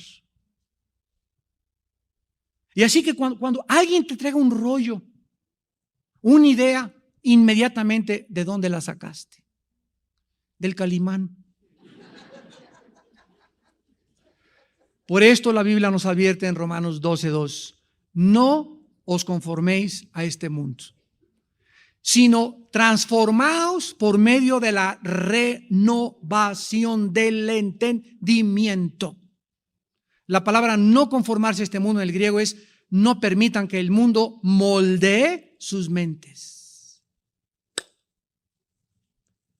Estamos rodeados, vuelvo a repetir, con miles de ideologías que compiten contra la filosofía de la palabra de Dios.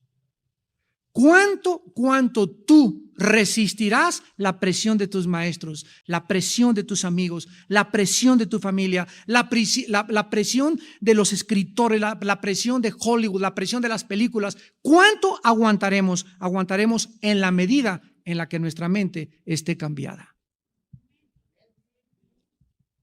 Renueven vuestra mente para que puedan resistir. Dice en 2 Corintios 10:2-4: porque las armas de nuestra milicia no son carnales, sino poderosas en el Señor para la destrucción de fortalezas, refutando argumentos y toda altivez que se levanta contra el conocimiento de Dios. ¿A qué nos manda Dios? A un mundo a refutar esta filosofía y esta filosofía y esta idea y esta idea, y permitirle al mundo que vea cómo brilla la luz del Hijo de Dios.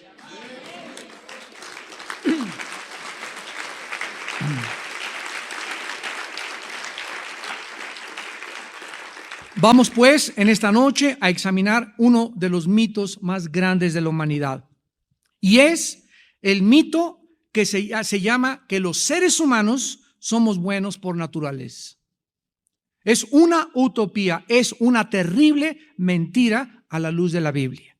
Las más grandes tragedias, escuchen, aparentemente lo que te acabo de mencionar parece un mito, parece una mentira superficial, pero las más grandes tragedias y horrores del último siglo XX tuvieron su origen precisamente en creer que el ser humano es bueno, que se puede mejorar y que se puede formar una raza humana como Hitler lo pensó a través de sus filosofías. El primero y más importante elemento de cualquier filosofía o de cualquier perspectiva mundial es la manera que responde a la interrogante acerca de los orígenes. Este es la cuestión número uno. Cuando yo hablo con un evolucionista, pues yo creo que vengo de chango, etcétera, le digo, mira, antes la evolución sí es un progreso de los orígenes, pero antes de la evolución tú me tienes que contestar cómo se originó todo, aunque sea del chango, tuvo que tener un origen. Esto es antes todavía que la evolución. Entonces nos remontamos al origen de todo, repito, a la raíz. ¿Cómo surgió el universo? ¿De dónde surgió la vida? La nada nunca puede producir la nada. Una persona inteligente no puede nacer de la nada. Tiene que haber, detrás de un cuadro precioso, tiene que haber un artista con inteligencia. Detrás de una escultura tiene que haber un escultor. Detrás de un edificio tiene que haber un arquitecto. Detrás de un diseño tiene que haber un diseñador. Esto se llama lógica elemental, racional. Y el segundo elemento es explicar el dilema humano. ¿Por qué existen las guerras, los sufrimientos y la muerte? Y esto es los temas que hemos venido tratando. Pero ahora vamos a ver esta enseñanza bíblica acerca del origen de la maldad humana. Porque esta enseñanza que ha enseñado que el origen de la maldad humana Shakespeare dijo que el defecto trágico, Carlos Marx, la lucha de clases, Sigmund Freud, el medio ambiente, y así todos han expuesto y han dicho, algo tiene el ser humano, pero vamos a evolucionar, vamos a solucionar los problemas, vamos a alcanzar la época del acuario y vamos a establecer el siglo de oro en la humanidad. Y no, hombre, las guerras, esos son personas que nos quieren asustar. No va a haber el fin del mundo. El mundo va a progresar y el mundo va a levantarse. En 2 de Pedro 3, el apóstol trató con este problema y dijo que vendrían antes de Cristo burladores, que harían mofa de que venía Cristo a juzgar al mundo. Y los ateos se ríen también. Yo no puedo creer en un Dios que venga a juzgar a la humanidad. Esto es algo absurdo, dicen muchos pensadores.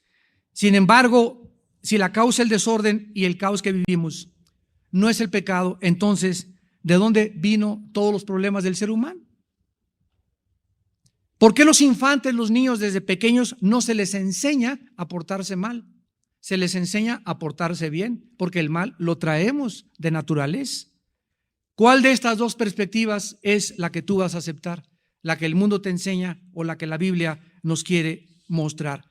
Veamos pues esta utopía de la negación de la maldad.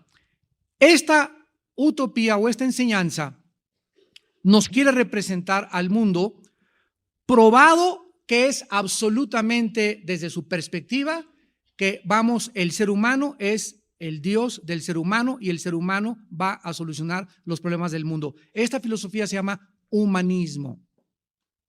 Humanismo. No lo confundas con humanitarismo, que es otra cosa.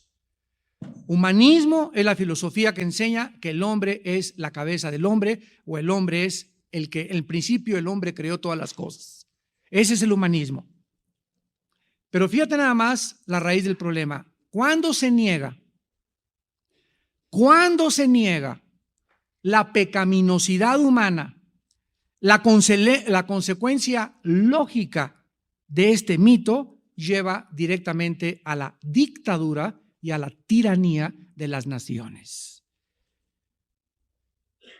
La falsa confianza de que nosotros somos perfectos provee la justificación de hacer perfectos a los seres humanos, no importando el medio que sea. Los comunistas establecieron una frase muy famosa que dice así: el fin justifica los medios.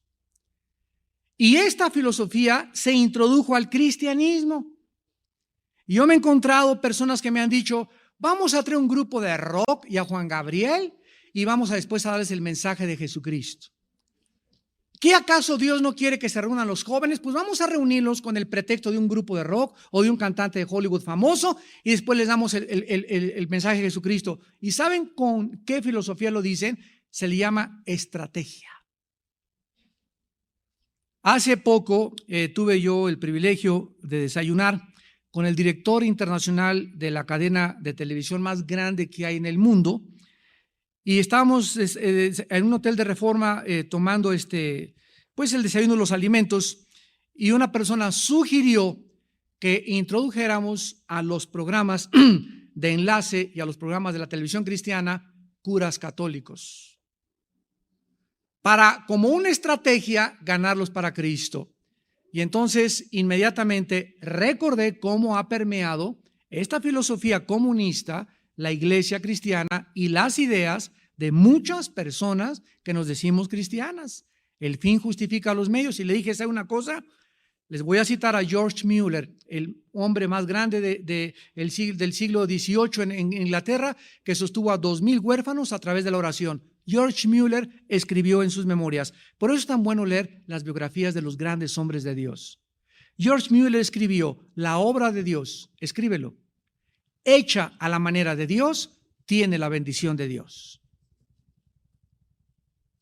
No tenemos que andar con subterfugios, con engaños, con grupos de aquí, con grupos por allá, que usar esta cosa para poder traer a Cristo. El que es y el que levanta la obra y la iglesia es el Espíritu Santo. Juan el Bautista no usó una campaña de publicidad, pero la gente se aglomeraba alrededor y la pregunta es, ¿quién? No había ni faxes. ¿Quién les decía que fueran a oírlo? El Espíritu de Dios. Jesús dijo, si yo fuera levantado, a todos atraeré a mí mismo. No tenemos que decir a la gente, a ver, sacan los billetes de 50, necesitamos 10 de un millón cada quien para levantar la iglesia, etcétera, etcétera. Y te mando un trapito ungido con oraciones para que lo pongas debajo de tu cojín y sale tu dolor de cabeza. Y además va a reprender a los chamucos, pero no te olvides mandarme tu ofrenda. O sobres que nos mandan que dice, por favor, coopere usted para esta iglesia, para este movimiento misionero, y te dicen ahí, mande usted 20, 50, 80, o sea, te dicen lo que tú tienes que mandar y le ponemos un circulito, o 20, 50, 80, y si quiero mandar 5, ¿qué? Y si quiero mandar 57.50, ¿qué? Todo esto ha entrado a la iglesia, ¿por qué? Por no conocer la raíz de la ideología cristiana. ¿Cómo piensa Dios? Y si volvemos otra vez a reestudiar 1 Corintios 9, el apóstol Pablo claramente dice, porque si no predico el evangelio, ¡ay de mí! Porque carga me es impuesta y lo tengo que hacer gratuitamente. Y ahora, hace poco hablé a Colombia y me reservo el nombre de la ciudad de los pastores. Hermano Alducin, queremos que venga aquí a una campaña. ¿Cuántos son sus honorarios? De a cómo la noche. Y les dije, ¿a quién creen que le están hablando? Hermano, es que aquí ya los predicadores nos dicen que $500 la noche, los músicos nos cobran $2,500 la noche, y si es muy famoso, $5,000 cada 3 días. Y les dije, ustedes tienen la culpa porque esos son mercenarios del evangelio. Ustedes tienen la culpa por invitarlos, porque si tú invitas a alguien que te pone precio, no vale la pena que lo vuelvas a invitar en tu vida a tu iglesia. Pero eso es lo que está entrando a nuestras iglesias y tiene su origen en la ideología del mundo. Estamos abandonando la palabra de Dios. Si alguno no se conforma a las palabras de Cristo, está envanecido y delira, dice la palabra de Dios. Cuando sacamos a Dios fuera del retrato, cuando ya Dios no participa en los métodos, en los medios que estamos desarrollando, las personas que se encuentran en autoridad ya no son responsables a ninguna otra autoridad más elevada. Por ejemplo, un dictador como Hussein, como Fidel Castro, Muammar Gaddafi, Hitler, al tomar la autoridad y no reconocer a una autoridad más elevada, no hay alguien a quien ellos les puedan ser responsables y darles cuentas. Eso es lógico, ¿verdad? Y entonces, ¿qué usan? Cualquier medio necesario, no importa qué brutal o qué coercivo, para que las personas o el pueblo que ellos gobiernan se ajusten al molde que ellos creen será la sociedad perfecta. ¿Qué hizo Hussein? Mandar a construir más de 25 palacios de más de 50 millones de dólares, el pueblo muriéndose de hambre, y a todos los que no estaban de acuerdo con su filosofía los mandaba a matar, familias enteras. Castro llegó en el 60 a sacar a Fulgencio Batista con muy buenas ideas. Este es un dictador, el pueblo cubano necesita esto, y él ha hecho peores cosas que lo que él inició, las ideas de la revolución cubana. Ahora él es el único, él es Dios, y nadie sale de la isla, y tienen prohibido que se los coman los tiburones. ¿Por qué? Porque ahora él es la autoridad suprema. Cuando a Dios se le saca el retrato y no hay una autoridad a quien darle cuentas, te vuelves a ti mismo un Dios. Y crees la mentira de Satanás: seréis como dioses, conociendo el bien y el mal. Ahora vean ustedes, para terminar, cómo el ser humano, cuando cerramos nuestros ojos ante la enorme capacidad humana para la maldad, cuando no nos damos cuenta el potencial de la maldad que existe detrás de las personas, vamos a fracasar en construir fronteras o límites morales necesarios para poder detener y protegernos de esa maldad. La historia de los Césares romanos, conquistadores, José Stalin, Mao, Hitler, David Koresh, Benito Mussolini, Jim Jones y cientos de gurús nos dan testimonio de que fueron personas que creyeron ellos poder construir, ¿qué cosa? Un mundo mejor. Todos le ofrecen eso al mundo, son falsos mesías. Ron Hubbard, Hitler, Castro, todos quieren decir al mundo: esta es la manera mejor para vivir, y esta es la manera en la que ustedes se tienen que someter a mi gobierno. Dictaduras y tiranía. ¿Cómo terminaron? La mayor parte de todos los gobernadores, conquistadores, dictadores y mesías tienen los mismos factores comunes denominadores en su filosofía. Apúntalos, son importantes, son 4. Son los mismos factores que predominan desde que el hombre es hombre en la historia. Número 1, atacan todas las preconcepciones. Lo voy a explicar. Número 1. Esto significa, atacan todas las ideas anteriores y todos los principios morales existentes. Ahorita en México hay un ataque a la familia. Los homosexuales se les está permitiendo encuerados salir y desfilar en las calles de México, del mundo, de Berlín, etcétera, etcétera, porque están demandando sus derechos. Escucha esto. O sea, acéptenos como somos y casarnos y reconocer nuestro matrimonio. Y cuando el gobierno no hace nada para decirles esto es una aberración, tanto intelectual como moral como filosófica, entonces comenzamos a debilitar nuestras bases y nuestros fundamentos, que son el sostén de una nación, la moral de la familia. Número 2, quebrantan o debilitan las reservas emocionales de la gente. Vamos a explicarlo. Comienzan a enseñar que solo bajo el sistema bajo el cual viven les dará seguridad y bienestar, que no hay otro. Y esto lo logran a través de la presión psicológica, la intimidación y las amenazas diferentes. Uno de los peligros más grandes de una campaña política es este. Ve a la calle y ve todos los anuncios: llegó el tiempo de la esperanza. Conmigo la haces hijo.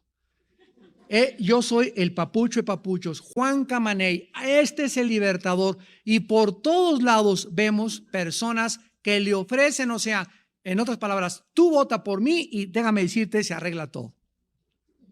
Todos tienen esa premisa filosófica de punto de partida. ¿Por qué? Porque no hay ni integridad ni honestidad ya en los valores de la sociedad que vivimos. En tercer lugar, se demanda lealtad al partido, al club o a la filosofía, haciéndoles creer, escucha, que todos los demás son tus enemigos. Así es. Cuando en un gobierno como en México, el PAN en este caso sube al podio y a la presidencia, a la más alta investidura, para gobernarnos, y los demás partidos comienzan a hacerle creer a la gente que esos son nuestros enemigos. En ese momento hemos perdido el patriotismo y nos hemos convertido en partidistas. Porque aun cuando un partido opuesto al que yo pertenezco toma la posesión, yo tengo que reconocer que ahora mi partido tiene que cooperar y colaborar con ese hombre de ese partido para que México surja y lleve sus objetivos hacia adelante y hacia una meta de esperanza.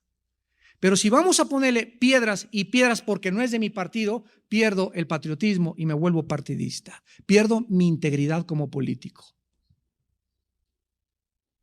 Ya van ustedes más o menos dándose cuenta de cómo anda la cosa. En cuarto lugar, destruyen el modelo bíblico de la familia. O sea, cuando el Estado dice que ellos van a cuidar y educar a nuestros hijos, cuando el Estado promueve los abortos, la vasectomía, la homosexualidad e intercambios amorosos entre los matrimonios, el Estado ha fracasado como Estado. Y nosotros tenemos que por todos los medios levantar y sostener los fundamentos morales de nuestra nación. Ahora fíjense ustedes, detrás de estos 4 puntos, de estos 4 comunes denominadores, se encuentra la idea de que los lazos familiares, los lazos emocionales familiares, las lealtades, los pensamientos y los patrones morales deben ser derribados para crear nuevas fuerzas positivas de conducta. Detrás de todo esto existe la idea satánica nacida del infierno para atacar más que cualquier otra cosa la familia. La familia. Porque la familia fue la primera institución establecida por Dios. Antes que los gobiernos, Dios instituyó la familia. Alguien me preguntó el otro día, ¿qué es más importante? ¿La autoridad a mi pastor, me dijo una mujer, o la autoridad a mi esposo? Y le dije, la autoridad a tu esposo. Porque la familia fue instituida antes que las autoridades civiles y las autoridades eclesiásticas. Ahora, si tu esposo te hace o te forza para violar una ley moral, entonces vas con tu pastor para que él te aconseje. Pero tú no puedes, si tu esposo te dice no vas el domingo a la iglesia y tu pastor te dice ven a la iglesia, tienes que someterte a tu marido. Porque es la autoridad suprema en la palabra de Dios. Lo que realmente emerge, ¿verdad?, de todas estas cosas es una dependencia total sobre una figura cultica autoritativa, los dictadores y los tiranos. Todos los grandes tiranos de la historia y los falsos mesías han proclamado la misma mentira. Termino con esto. Escuchen lo que han dicho. Denme el poder y lo usaré para formar una sociedad ideal. Denme el poder y lo usaré para crear una sociedad ideal. Vamos a despedirnos con las palabras de Cristo en Mateo 20. El Hijo de Dios hace 2000 años anticipó todo esto para que no vivamos en la irrealidad, sino en la realidad. No esperemos que una persona cambie a México. No esperemos que haya un partido que cambie a México. El problema es mucho más profundo que un hombre y que un partido. La Biblia dice que hasta que Cristo venga, el mundo irá de mal en peor. Tratemos por todos los medios de poder tener la oportunidad de dar testimonio de Jesucristo. Esa es nuestra misión en la vida. Al César lo que es del César, a Dios lo que es de Dios. El gobierno que gobierne, y antes de atacar el gobierno y que Fox y que esto y que el otro, debemos orar por nuestras autoridades y nuestros gobernantes. Someternos a la autoridad, Romanos capítulo 13, y hacer nuestra misión, ser luz en el mundo. Jesús dijo en Mateo 20, versículo 25 al 28. Entonces Jesús llamándolos, dijo, ¿sabéis que los gobernantes de las naciones, qué cosa? Se enseñorean de ellas sin excepción. Se enseñorean de ellas. Y los que son grandes o autoritativos ejercen sobre ellas potestad o dominio. mas entre vosotros no será así. Amados hermanos en Cristo, despojémonos de todo espíritu de querer controlar a los demás. Padre de familia, no creas que porque quieres controlar a la fuerza y tienes que ser autoritativo, aquí en esta casa mando yo. Ese espíritu de control enferma a tus hijos y a tu esposa. No es la forma de gobernar queriendo demostrar que tienes autoridad, ejerciendo autoritatismo en tu familia o en el núcleo donde tú vives. No es la forma, es amando. Amando. Ama a tu esposa, ama a tus hijos, y claro que hay que ser firmes cuando lo tenemos que hacer, pero no seas toda tu vida una persona autoritativa sin que tengas el amor y sin que reflejes ese amor en tu propia familia. Entre ustedes no debe ser así. El ansia y la emoción de querer dominar, de querer controlar, ha entrado a las iglesias. Miles de ovejas se han acercado con nosotros y nos han dicho: hermano, yo tengo un pastor que me prohíbe venir a sus estudios. Y es cristiano también. Hombres autoritativos. Quieren dominar, ejercer control. Otros llegan al grado de decir: si te vas, la maldición te va a alcanzar. Porque solo en esta iglesia está el Espíritu de Dios. Ese espíritu, repito, tiene que salir de nosotros. ¿Por qué? Porque no es el espíritu de Jesucristo. Jesús termina diciendo: entre ustedes no será así, sino el que quiera hacerse grande entre ustedes sea vuestro servidor. Y el que quiera ser el primero entre vosotros sea vuestro siervo. Como el Hijo del Hombre no vino para ser servido, sino para servir y para dar su vida en rescate por muchos. Oremos.